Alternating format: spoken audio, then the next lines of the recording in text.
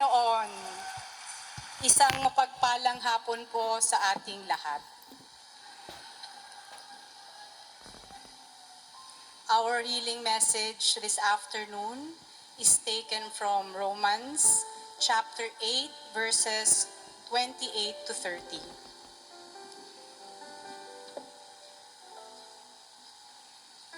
And we know that in all things, God works for the good of those who love Him, who have been called according to His purpose. For those God foreknew, He also predestined to be conformed to the likeness of His Son, that He might be the firstborn among many brothers.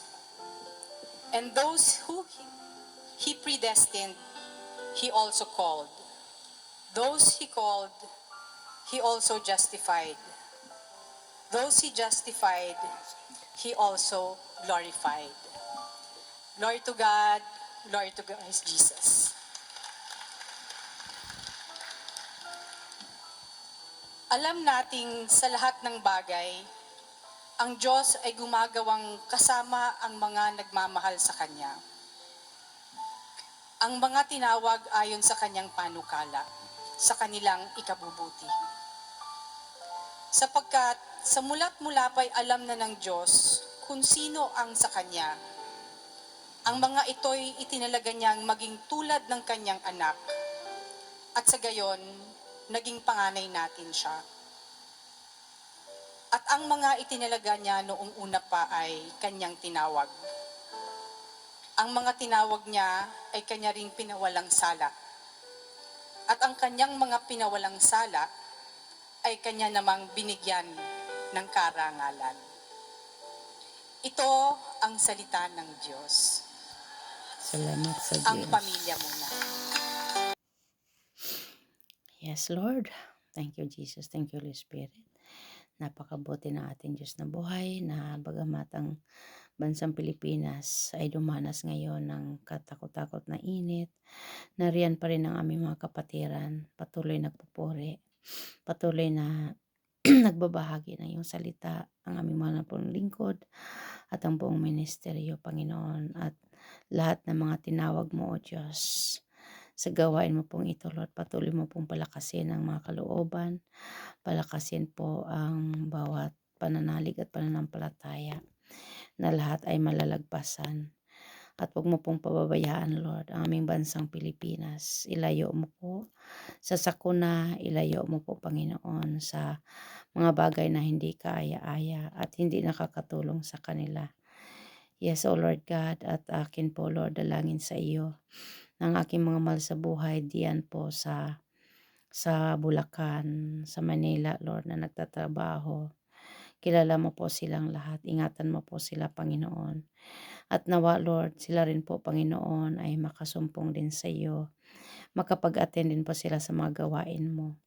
At lalo na po, Lord God, ang aking nanay ay darating din po diyan sa Manila, sa Bulacan, this coming May. Lord, ingatan mo po sila, pagpalain mo po. At ano man po ang mithiin layunin ng bunso kong kapatid para sa nanay namin, para sa kanyang kalusugan at naway bigyan pa ng mahabang buhay, malusog, malakas, puno ng kagalakan ng puso, na ikaw, Panginoong Hesus, ang sentro. At patuloy na gumabay sa aming buong pamilya. Lord, you are in control, Panginoon. At makauwi din po siya ng Bohol sa panahong gusto po ng nanay ko na umuwi ng Bohol. Dahil I know she like Bohol dahil kung saan siya isinilang, yan, mahal na mahal po niya ang ating bayang sinalangan, ang Bohol. Kaya Lord, dalangin ko po, Panginoon, ang pag-iingat mo po. Gabayan mo po ang aking buong pamilya, lalo na po ang mahal kong ina na pupunta po dyan sa Manila, sa Bulacan, this coming May. Lord, nanawa po, Panginoon, itong sobrang init na sinabi ng kababayan kahapon na namit ko po doon sa sa London. Kararating lang po nila from Philippines. Ang sabi po niya is kakaiba daw po talaga yung init. Kaya nawa po Lord, tulungan mo po Panginoon. Mahabag po kayo Lord. Na huwag mo pong hayaan itong sobrang init sa Pilipinas, O God, in Jesus' name. You are in control, Lord. Mother Mary, we ask you, Mama Mary, kahabagan mo po. At nawa ito po ang maging daan upang lahat ng tao maniklohod sa iyo, lumapit po sa iyo, Panginoong Hesus. Kilalanin ka, tanggapin ka nila at tagapagligtas. At huwag mo pong tingnan ang aming kakulangan at mga pagkakasala. In Jesus' name. In Jesus' name of Nazareth. Amen and amen.